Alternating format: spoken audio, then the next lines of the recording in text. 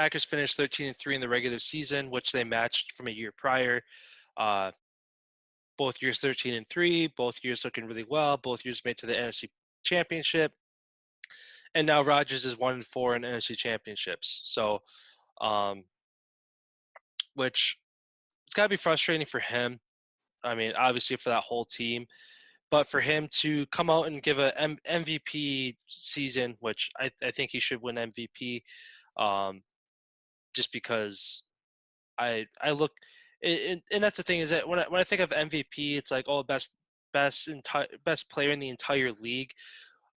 The best player in the entire league right now, I think, would be Patrick Mahomes. But when I think of MVP, I think of the most valuable player to their team.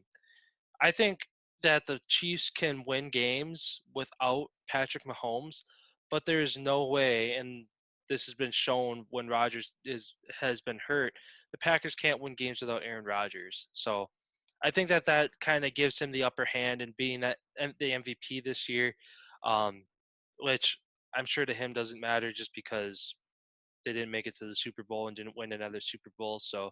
Um, so yeah, Packers have a lot of good things going their way. LaFleur will be going into his third year next year.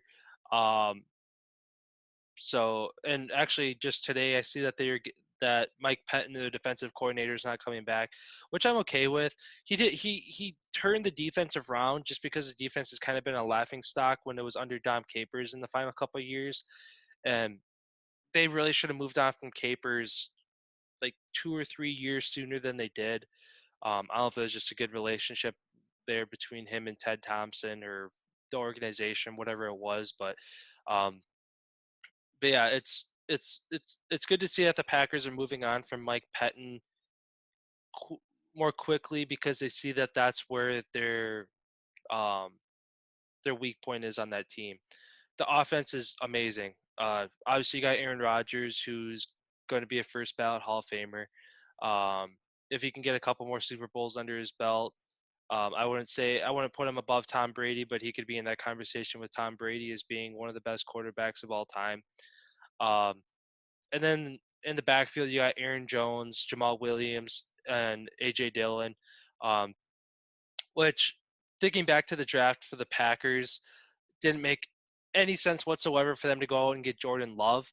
Um, so we'll kind of see how that story develops as years go on. If he actually is going to be the predecessor to Aaron Rodgers, or if that was just kind of a chess move for the Packers to spark Rodgers to have the MVP season he did. So only time will tell there. But for them to go out in the second round as well and get AJ Dillon at the time, didn't make any sense. They go out in with their first and second pick, and um, they pick two guys that are already our two most solid positions on the offense, quarterback and running back. So, and receiver was obviously where that offense needed help. Now, offense or at the wide receiver role, Devontae Adams, best receiver in the league in my opinion, with him and DeAndre Hopkins. Um, and then MVS and Lazard are obviously your 2 and 3 receivers behind Adams, but they're all very tall, big, like thick-bodied receivers that are you're kind of working the outside and down the field receivers. Um, biggest thing for the Packers this offseason, whether that's free agency with like Will Fuller, I think Will Fuller would be a good addition to have. Otherwise, in the draft, if they're able to um, get a receiver to drop to the 29th pick for them to grab, I think that'd be a good addition for them to have as well. Just somebody who can work the middle of the field a little bit more, a smaller, shiftier, quicker guy. And then obviously on the defensive side of the ball, they they're great throughout the year. Um, I think either free agency or the draft as well, they need to go out and find somebody to replace Kevin King. Um, down the stretch towards the end of the year, and especially in the NFC Championship, Kevin King really had 4 or 5 plays that costed them that game. Whether it was the touchdown to Scotty Miller right before halftime, um, even the first touchdown to Mike Evans, he was in coverage on that, and then the the last penalty as well, the defensive pass interference penalty, how he got burned on that play and had to pull jersey to try to make a play on the ball. Which again, that's kind of a controversial play as well, just because the refs were letting pass interference go the entire game. They're just kind of letting the guys play it out. They weren't throwing really any flags for anything.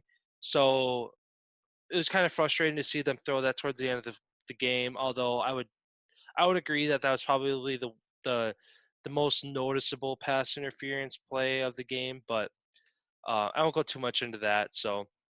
Um, so yeah, whoever the Packers decide to have as their next defensive coordinator is obviously going to be huge. A lot of firepower on that defense. So hopefully, whoever comes in can pick up kind of where Patton left off and make it even better. Um, and Packers again, I can see them coming back next year and making another deep playoff run. They went 13-3 this year. Kind of looking at their schedule next year, I want to say um, they play the Saints, they play Baltimore, they play. Um, Let me actually see if it'll pull up. Um, I'm actually just gonna look it up quick. Packers 2021 schedule. Okay, so yeah, they're going to be playing the Browns, which will be a good game. The Rams, which will be a good game. Steelers, a good game. Seahawks, a good game. And then they play at the Cardinals, good game. 49ers, that could be a good game if they're healthy. Saints, again, another good game. And the Ravens, good game. So I could see them losing more games this year, not because they're a worse team, but just because they have a harder schedule. Um, so the Packers went 13-3 this year. I'm going to say they go 12-4 next year, and still keep that number one spot in the NFC North, and hopefully make another deep playoff run.